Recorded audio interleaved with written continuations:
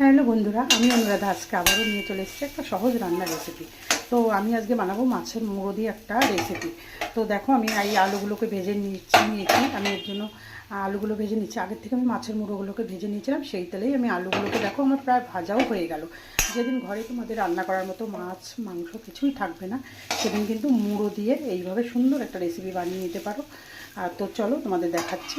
তো আমি আজকে 2 পিস মাছ এখানে ছিল বলে নিয়েছি, তবে না দিলে মুড়ো দিয়েও কিন্তু তোমরা এইভাবে বানাতে পারো, এটা কিন্তু দুর্দান্ত টেস্টি হয়।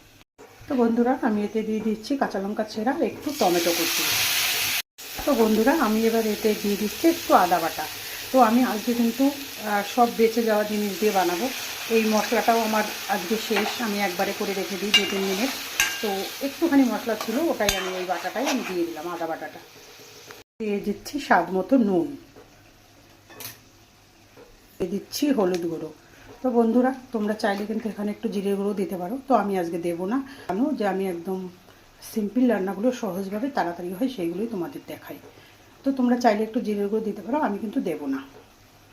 আর বন্ধুরা মশলাটা দিয়ে সবসময় একটু জল দিয়ে দেবে কষানোর সময়, না হলে কী হবে মশলাটা তাড়াতাড়ি পুড়ে যায়, তো পুড়ে যেতে পারে, আর সেক্ষেত্রে তরকারির টেস্টটা কিন্তু খারাপ হয়ে যেতে পারে। ওই জন্য একটু জল দিয়ে সবসময়। দেখো আমার এদিকে কষানো হয়ে গেছে তোমাদের সাথে কথা বলতে বলতে।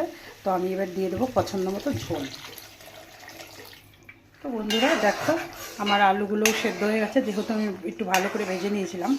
আর এবার ঝোলটাও টকবক করে ফুটছে। এবার আমি এতে মাছগুলোকে দিয়ে দেবো। প্রথমে আমি মাছের মুড়োগুলোকে দিয়ে দেবো।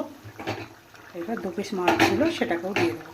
তো তোমরা কিন্তু এটা শুধু মুড়ো দিয়ে, আমি মাঝে মাঝে শুধু মুড়ো দিয়ে এটা বানাই, ওটাও কিন্তু হেভি টেস্টি হয়। সেটাকেও তোমাদের কোনো দিন শেয়ার করবো। আজকে এই 2 পিস মাছ ছিল বলে তাই দিলাম, দিয়েই তোমাদের দেখাচ্ছি। বন্ধুরা দেখো আমার মাছের ঝোলটা কিন্তু একদম রেডি হয়ে গেছে। আমি এবার গ্যাসটা অফ করে দিচ্ছি, নামিয়ে নেব।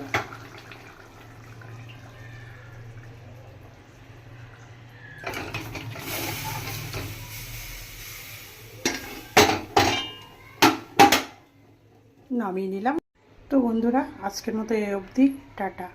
আবার অন্য কোনো সহজ রান্নার রেসিপি নিয়ে তোমাদের সামনে হাজির হব।